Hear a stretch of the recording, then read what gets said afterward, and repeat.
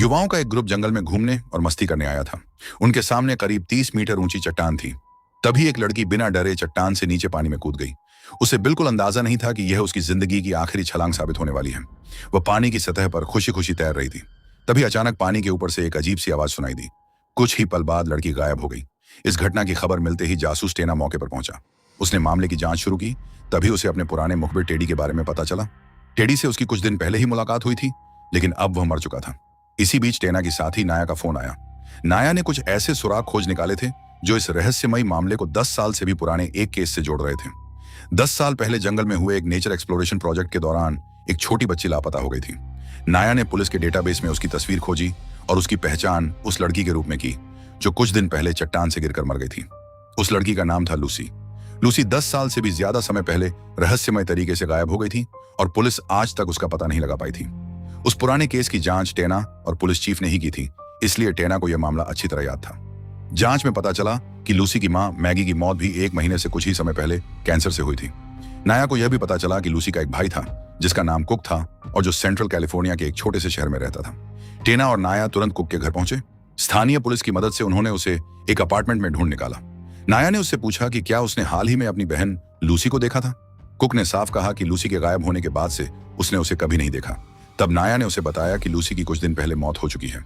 दोनों ने कुक के घर की तलाशी ली, लेकिन उन्हें कुछ खास नहीं मिला। तभी टेना की नजर एक पीले रंग की दवा की बोतल पर पड़ी। उस बोतल पर बना एक्स का निशान बेहद संदिग्ध था। टेना ने कुक से पूछा कि क्या वह इस निशान के बारे में कुछ जानता है। कुक ने अनजान होने की बात कही। अब मामला और भी उलझ चुका था। एक के बाद एक हत्या के मामले सामने आ रहे थे और टेना की पहचान भी लोगों के सामने आ गई थी। इससे इलाके में डर और अफरा तफरी फैल गई। बढ़ते सार्वजनिक दबाव के कारण पुलिस चीफ ने टेना को दूसरे काउंटी में ट्रांसफर करने का फैसला किया, लेकिन जाने से पहले उसने टेना को 1 महीने का समय दिया। अगर 1 महीने के अंदर टेना ने केस हल नहीं किया तो उसे नौकरी छोड़कर वहां से जाना पड़ता।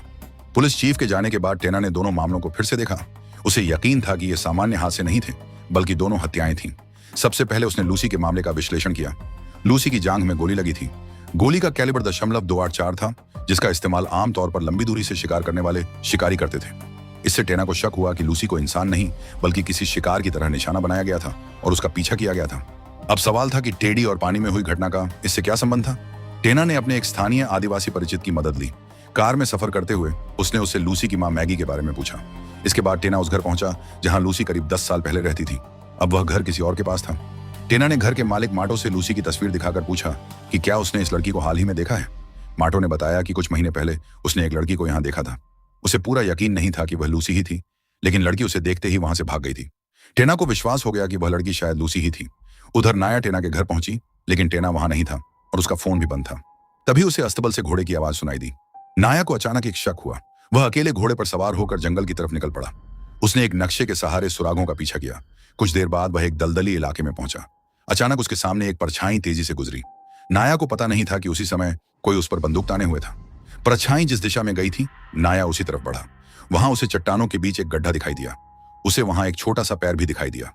पैर देखकर ऐसा लग रहा था जैसे वह किसी महिला का हो। नाया उस निशान का पीछा करते हुए आगे बढ़ा और एक पुरानी खदान तक पहुंच गया।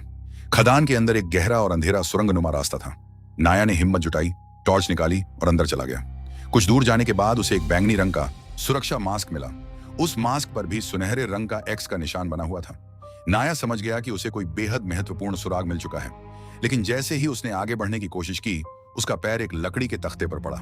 अचानक तख्ता टूट गया और नाया एक गहरे गड्ढे में जा गिरा।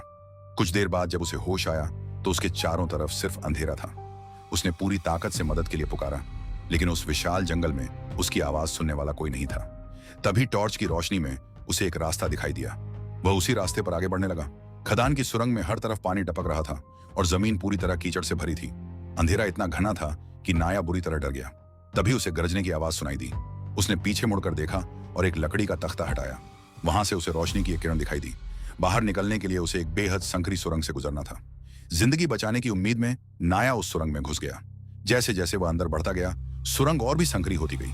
अचानक उसका पूरा शरीर सुरंग में फंस गया। वह न आगे बढ़ पा रहा था और न पीछे लौट सकता था। सबसे बुरी बात यह थी कि उसी समय आसमान से बारिश शुरू हो गई। बारिश का पानी सुरंग के अंदर आने लगा और नाया की आंखों में भरने लगा। उसे लगा कि अब उसकी मौत निश्चित है, लेकिन तभी उसे उम्मीद की एक आवाज सुनाई दी। वह टेना था। टेना की मदद और हिम्मत बढ़ाने पर नाया धीरे धीरे उस संकरी सुरंग से बाहर निकलने में कामयाब हो गया। इस तरह उसकी जान बच गई।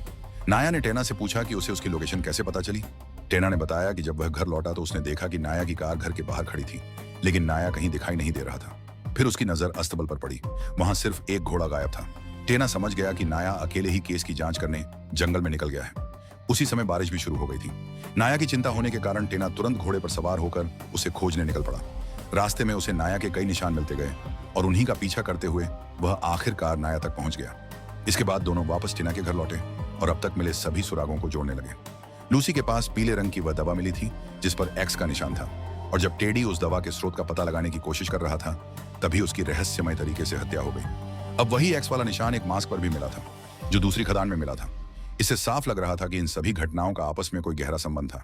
क्या उस पुरानी खदान के अंदर कोई ऐसा रहस्य छिपा था जिसके लिए लोग एक के बाद एक हत्या कर रहे थे? सारे सुरागों की समीक्षा करने के बाद टेना ने फैसला किया कि वह दोबारा उस रहस्यमय खदान के अंदर जाएगा और पता लगाएगा कि आखिर वहां क्या छिपा है। अगली सुबह टेना और नाया फिर उस खदान में पहुंचे। यह एक पुरानी सोने की खदान थी जिसे कई साल पहले छोड़ दिया गया था। टेना का अनुमान था कि यह खदान 19वीं सदी के समय की होगी। पुराने सोने के खनिक यहाँ भूमिगत सुरंगों का एक विशाल नेटवर्क छोड़ गए थे। करीब 1 घंटे तक चलने के बाद दोनों एक दूसरे रास्ते से बाहर निकले। वहां उन्हें आसपास फेंका हुआ कचरा दिखाई दिया। उसी कचरे में उन्हें पीले रंग की एक्स वाली दवा की बोतल और बैंगनी रंग का मास्क मिला। अब टेना को शक होने लगा कि इस पुरानी खदान का इस्तेमाल ड्रग्स की तस्करी के लिए किया जा रहा है। तस्कर इस भूमिगत रास्ते को शॉर्टकट की तरह इस्तेमाल करके ड्रग्स को एक जगह से दूसरी जगह पहुंचाते थे। तभी नाया को एक और बड़ा सुराग मिला। वहां इंसान के जबड़े की एक हड्डी पड़ी थी। डॉक्टर ने जांच की तो पता चला कि यह व्यक्ति करीब 1 हफ्ते पहले ही मारा गया था। अब सवाल था कि बाकी शरीर कहां था। डॉक्टर के अनुभव के आधार पर टेना को अंदाजा हुआ कि शरीर आसपास ही कहीं होना चाहिए। इसलिए डॉक्टर और नाया ने आसपास का इलाका खंगालना शुरू किया। कुछ देर बाद डॉक्टर को एक पेड़ का तना मिला जिस पर इंसानी दिमाग के ऊतक चिपके हुए थे। वहां सड़ा गला शव भी मिला। नाया ने शव के सिर पर गोली का निशान देखा। कैलिबर की जांच करने पर पता चला कि गोली 0.45 कैलिबर की थी। डॉक्टर ने अनुमान लगाया कि हत्यारे ने बेहद करीब से गोली मारकर हत्या की थी। इसके बाद टेना फिर उस कैंप में पहुंचा।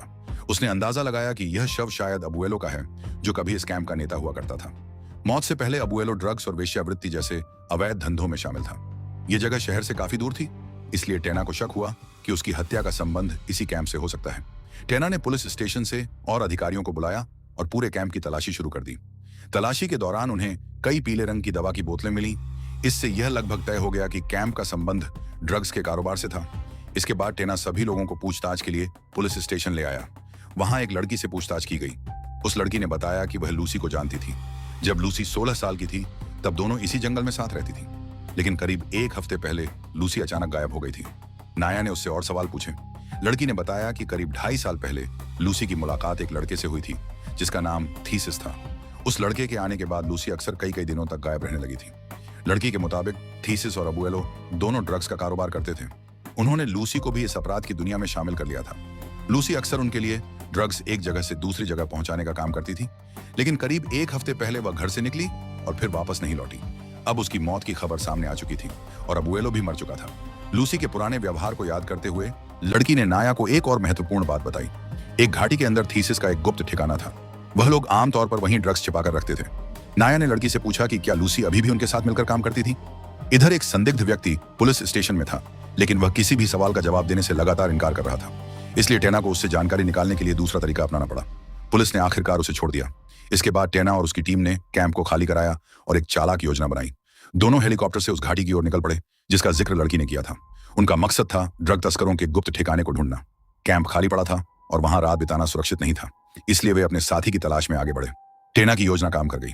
पहाड़ी रास्ते से करीब दर्जन भर किलोमीटर आगे जाने के बाद उन्हें एक और पुरानी खदान दिखाई दी। यही ड्रग तस्करों का गुप्त ठिकाना था। अंदर पहुंचकर टेना ने वहां के नेता को बाहर हुई सारी घटनाओं के बारे में बताया, लेकिन नेता जरा भी नहीं घबराया। उसे भरोसा था कि यह जगह इतनी गुप्त है कि पुलिस यहां तक कभी नहीं पहुंच सकती। टेना की अच्छी प्रतिष्ठा के कारण उसे टेना पर शक भी नहीं हुआ। उसने टेना को ड्रग्स पहुंचाने का एक काम सौंप दिया। लेकिन तभी कहानी में एक और बड़ा मोड़ आया। वहां एक मास्क दिखाई दिया।